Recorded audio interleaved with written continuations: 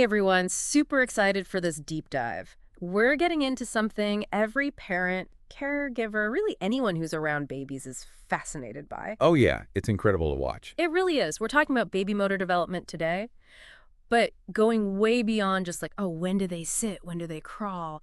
We're getting into the why, the how, and all the cool stuff in between. Exactly. It's about understanding those building blocks, that foundation for movement. It really is a transformation. Total transformation. Mm. And to help us unpack all of this, we've got an expert. Welcome. Glad to be here. Awesome. So let's set the stage a little. When we talk about baby motor development, in just that first year, what kind of transformation are we talking about here? Well, in that first year, you're going from literally basic reflexes Right. to a baby who's like exploring their world, interacting with everything. Yeah, and it's almost like, when you think about it, each little, even like a tiny movement they make, it's playing a part in that bigger picture. Right, it's all connected. It's all connected. So can we, I guess, map out that first year? Let's think about maybe those key stages or phases that most babies go through. Okay, so you think about those first 3 months. It's all about, they're figuring out head control. Head control, yeah. And it seems so simple, right? But But it's huge. it's huge. Right. It starts with, lifting their head for a second during tummy time. Right. And then eventually they can hold it up, they can look around, they can start engaging. Yeah. And then, 4 to 6 months, we're moving into like core strength. Core strength, okay. So that's when you see them pushing up during tummy time, Mm-hmm. they're rolling, maybe even sitting with some support. Oh, yeah, those little, almost like mini sit-ups they start doing. Exactly, building those And muscles. then they get so excited. I've seen babies at that stage, they're like, oh, I can do this now. Look what I can do. It's amazing. And then 7 to 9 months, it's like building on that even more, sitting up on their own, maybe starting to rock on all fours, Oh, yeah. getting ready to crawl. Getting ready. So it's like, it's such a, even though each phase is so different, there's that flow, that progression that's happening. Yeah, it's amazing. It is. Okay, so we've touched on tummy time, and I know this is something parents hear about all the time. Yeah, tummy time, tummy time. But why? Why is it so essential? And it's more than just about I know people think it's to prevent flathead. It is. It is. But it's got to be more than that, right? It is so much more than that. Tummy time is building those muscles. We were talking about head control, core strength. Right. It all starts there. Neck, back, shoulders. Those Yeah. muscles are what let them do everything else. Right. Roll, sit, crawl, even reach for things. I'm picturing it almost like this chain reaction. So strong neck and back leads to better head control. Then they can roll easier and so on. Yeah, it's like this amazing domino effect. The domino effect. And I read, and I don't know if this is true, but that tummy time even helps with a baby's vision development. It does. Yeah, because when they're lifting their head, they're having to focus, they're tracking things, they're building those eye muscles too. It's like a workout for their eyes. It is. Yeah. And it helps Yeah. with depth perception, all kinds of cool stuff. Okay, that's amazing. So tummy time, it's like, we should be calling it super time. Right? The foundation of everything time. So for parents listening, how much tummy time are we talking about? What's the magic number? Well, there's no magic number. It's really about starting slowly, even just a few minutes at a time, Okay. a couple of times a day. And then you can increase it as baby gets stronger and more comfortable. Makes sense. What about, because I know some babies, they hate tummy time. They're like, Sure. no, thank you. Oh, yeah, you got to get creative. Any tips for making it a little more enjoyable? Oh, for sure. Make it a game, put some toys just out of reach, get down on the floor with them, talk to them, make eye contact. Okay. Some babies love tummy time on a rolled up towel or a blanket. Oh, interesting. You just got to experiment, see what works. Experiment. Okay. So we've talked about strength, but then there's this whole coordination piece, right? How do babies go from those, the early movements, which are kind of jerky, to smooth, coordinated actions? Well, think about it.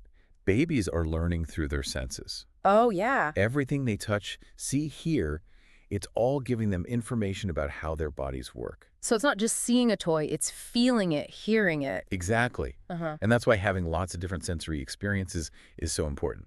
So we're talking about different textures, sounds. Yeah. Different toys, different materials, even just letting them explore different surfaces around the house safely, of course. Safely, yes. Mm-hmm. Okay, so now I'm thinking about all the baby gear out there, swings, bouncers. Right. Where do those fit in? Are they helping or are they hindering? It's a good question. They have their place. Sometimes you need a break or you need to get something done. Right. And those things are safe for baby. But the key is moderation. Moderation, okay. They need that time on the floor, moving freely, exploring. So it's about balance. Exactly. Those devices are like, imagine taking a car ride. It gets you places, but you're not building muscles doing it. Oh, I like that. Floor time, that's where the real development happens. Yeah. It's like going for a hike. Floor time is a hike. Got it. Okay, that makes so much sense. Now, I got to ask about crawling, because this is something I know parents, they think about it a lot. It's a big one. It is a big one. Why is it so important, and what happens if a baby just decides to skip crawling altogether? Okay, so crawling, it's great for core strength, coordinating those arms and legs. Right. And remember that vision connection we talked about? That's happening big time with crawling. But the thing is, some babies do skip it, They do. and that's okay. Okay. Not every baby needs to crawl to develop those skills. Right. They might scoot on their bottoms or do that army crawl. Interesting. As long as they're moving, they're exploring, they're getting there. So even if they're not doing the traditional crawl, it's that movement that matters. Mhm. Exactly. And if you do want to encourage crawling, put toys just out of reach, make little obstacle courses, make it fun. Make it fun. Okay, so crawling is down, and then comes the kind of, I guess, the main event, walking. What are the key things parents should keep in mind as their baby's getting ready to take those first steps? I think the biggest thing is patience. Patience. Every baby's different. Don't rush them. Don't compare them to other babies. Right. Just focus on creating a safe, supportive environment for them to practice. And what about those baby walkers? I see them around. Are they helpful or? They're kind of controversial. Okay. They can actually make it harder for babies to learn to walk on their own. Really? Why is that? They can give them this false sense of balance, Mm. and it can restrict their movement. It's better to let them develop those skills naturally. Naturally. Okay, so no walkers. Now, what about shoes? When do babies need shoes? So when they're just learning to walk inside, barefoot is best. Barefoot. Okay. It lets their feet develop naturally, get all that sensory input from the floor. I never thought about it that way. It's like a little foot massage. But once they're walking well and going outside more, you can get them shoes. Okay. And any tips for picking the right shoes? Yeah, look for shoes that are flexible, lightweight, and have a wide toe box. Let those little feet move. Let them move. Got it. Okay, so we've tackled the big ones, crawling, walking.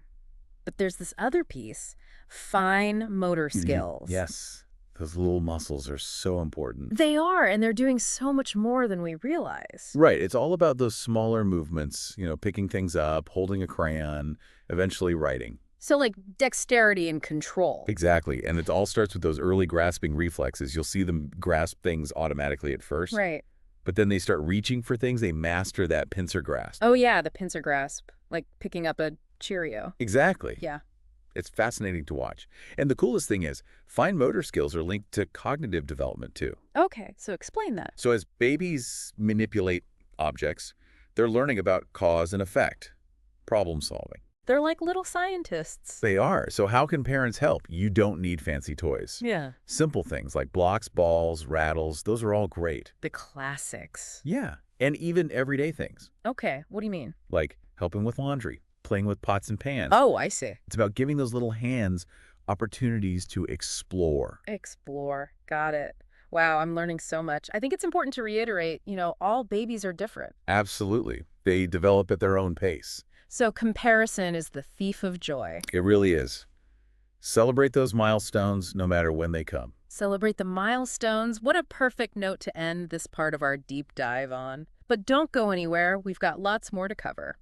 As we were talking about all these stages, I keep thinking about how important those senses are for babies. Oh, absolutely. It's easy to forget they're experiencing everything for the first time. Right. Like every sound, every smell, it's brand new information. It's got to be a sensory overload in the best way. It is. And it's not just about feeling, it's about learning. They're using their senses to figure out, where they are in the world, how their bodies move. Right. It's like building that mental map we talked about earlier. Exactly. But that map isn't just visual, it's all those senses combined. Textures, sounds, smells, it all adds up. So I guess it's really important to give them a variety of sensory experiences, not just the typical bright toys, but different textures, natural materials, things like that. Absolutely. I mean, think about letting them feel grass or the coolness of water or crinkly paper. Oh, yeah. All those everyday things. They're so stimulating for a baby. They are. Okay, so we've talked about, the groundwork, literally. But now I want to talk about the moment I think all parents kind of wait for and maybe are a little terrified of those first steps. It's such a big milestone. It is. And it probably comes with a whole new set of worries, too. Oh, for sure. I mean, seeing your little one walk for the first time is amazing, but it's definitely nerve-wracking. Because you want to make sure they're safe, you know? Exactly. And you don't want to rush it either. We talked about patience being key. Right, because I'm guessing trying to force those first steps, it can actually backfire. It can. They need to develop the strength and coordination on their own. Okay, so what are some signs for parents who are listening?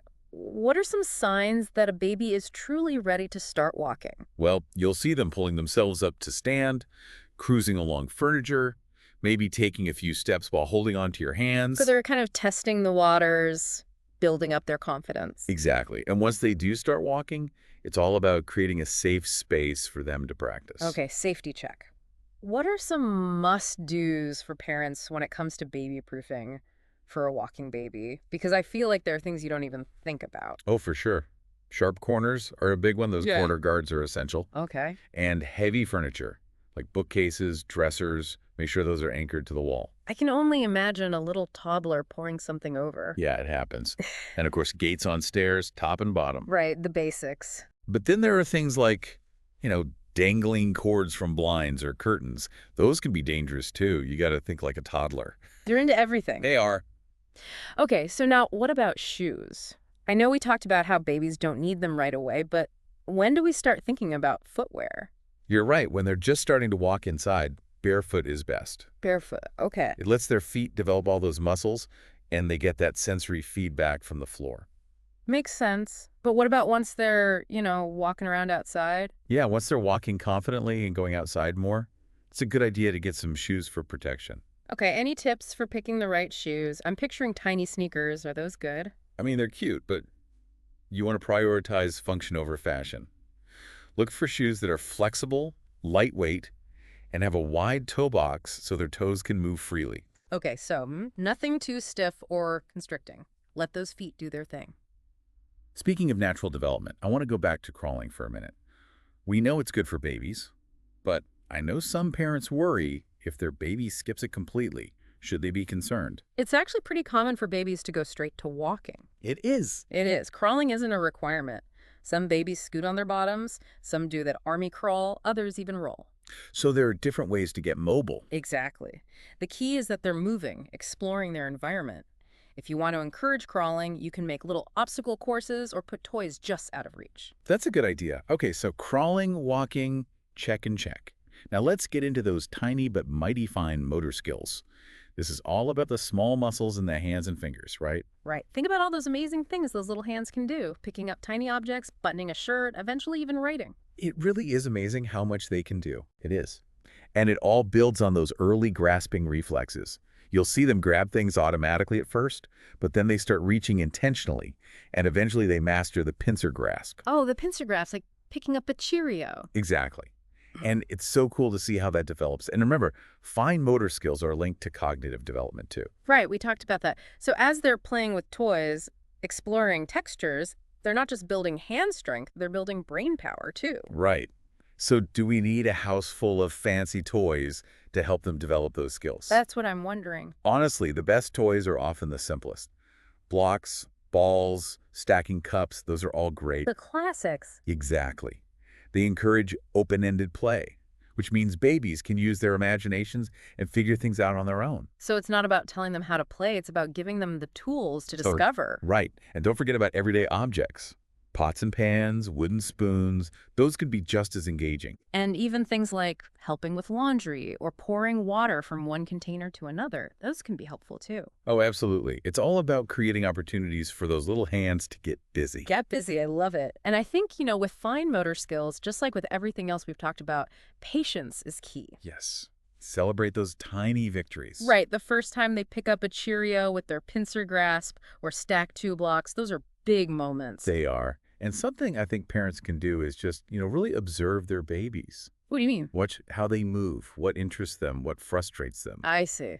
Pay attention to their cues. That'll help you figure out how to best support them. So it's not just about following a checklist, it's about tuning in to your baby's individual needs. Exactly. This journey is different for every baby and every parent. This has been such a great conversation. As we wrap up this part of our deep dive, I think it's important to remind everyone that this is a marathon, not a sprint. Oh, for sure. There will be ups and downs. And comparing your baby to others, it just doesn't help. It really doesn't. Every baby develops at their own pace, and that's amazing. So true. Well, we've covered a ton of ground today, but don't worry, we're not done yet. In our final segment, we'll talk about how all these pieces of the puzzle fit together and how parents can really nurture their baby's development in a way that supports their overall well-being. All right, welcome back. We've covered so much, from those tiny reflexes to like full-on walking. Yeah, it's incredible to see how much happens in such a short time. It really is. And something that's really stuck with me is how motor development, it's not just physical, right? Right, we've talked about those connections to cognitive development, social, emotional, even language. It's like everything's tied together. Like when a baby learns to reach and grab something, Yeah, they're not just building muscle, they're learning that their actions have an effect on the world. Cause and effect. like they bat at a mobile, it moves, and they're like, whoa, I did that. Exactly. Uh-uh. And that's setting the stage for more complex problem solving later on. Wow. Okay, so knowing how interconnected it all is, what can parents do to create an environment that really nurtures all of that? Motor skills, but also the whole baby. Well, I think, first of all, create a safe space for exploration. Lots of soft surfaces, age-appropriate toys. Give them room to move. Like, picture a play area with soft mats, some toys spread out, maybe a mirror so they can see themselves. Yeah, exactly. And don't just keep them cooped up inside. Take them outside, let them crawl in the grass, experience different textures, feel the sun. It's about letting them use all their senses to learn about the world. Yes. And speaking of sensory exploration, let's talk about messy play. Okay, messy play. I'm listening. What are we talking about here? Finger painting, playing with sand, even just squishing cooked spaghetti. It's so stimulating for their senses. I can imagine. And it's probably good for their fine motor skills too, right? Absolutely. And hand-eye coordination, creativity, it all comes into play. So embrace the mess. It's all part of the fun. Now, what about toys? Do we need all the fancy gadgets and gizmos? You know, the best toys are often the simplest. Blocks, balls, stacking cups. The classics. Yeah, they allow babies to use their imaginations, try different things, learn from their mistakes. It's about letting them discover things on their own, at their own pace. Exactly. And don't underestimate those everyday moments, too. Folding laundry, putting away toys, those can be learning experiences, too. It's about making them feel like they're part of the action, not just watching from the sidelines. Right. And, one of the most important things parents can do is just observe their baby. Oh, interesting. What do you mean by that? Really watch how they move, what they're interested in, what frustrates them. Pay attention to their cues. Because every baby's different. Exactly. And there's no one-size-fits-all approach. It's about being present, being responsive to their individual needs. Exactly. And remember, this whole journey of development, it's a marathon, not a sprint. There will be ups and downs, for sure. Oh, yeah. There will be times when you're like, what is happening? But celebrate those little victories, no matter how small they seem. So true. This has been so insightful. As we wrap up, what's one final thought you want to leave our listeners with? Enjoy it. This time is so precious. It's messy, it's chaotic, but it's also full of wonder and love. Trust your instincts. You've got this. Beautifully said. Thanks for joining us for this deep dive into baby motor development. We'll see you next time.